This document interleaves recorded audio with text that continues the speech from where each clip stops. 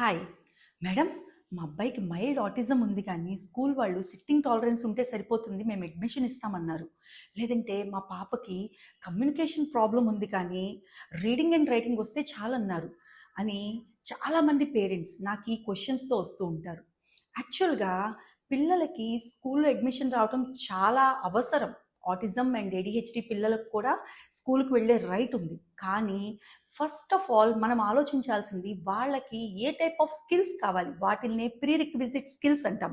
అంటే వాళ్ళ నీడ్స్ని ఎక్స్ప్రెస్ చేయగలుగుతున్నారా, వాళ్ళు పాటీ ట్రైనింగ్ అయ్యిందా, లేదంటే కనుక వాళ్ళకి మనం అడుగుతున్న క్వశ్చన్స్ని అర్థం చేసుకోగలిగే స్కిల్స్ ఉన్నాయా, రెస్పాండ్ అవుతున్నారా, ఇవన్నీ కూడా పిల్లల్లో ఉన్నప్పుడు మాత్రమే స్కూల్లో అడ్మిషన్ చేయటం వల్ల పిల్లల్లో మిగతా పిల్లల్లాగా ఇంప్రూవ్మెంట్ ఉంటుంది అండ్ మిగతా పిల్లలతోటి చక్కగా ఇంటరాక్ట్ అవుతారు.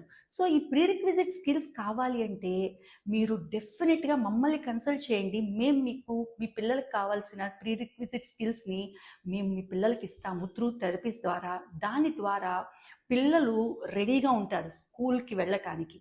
సో మీకు ఇంకేమన్నా డౌట్స్ ఉంటే ఈ విషయాల గురించి, అసలు ఏ టైప్ ఆఫ్ స్కిల్స్ ఉండాలి, ఎలా చేస్తే బాగుంటుంది అని మా వెబ్సైట్ని విజిట్ చేయండి, లేదా మేము ఇచ్చే కాంటాక్ట్కి కాల్ చేయండి. Thank you.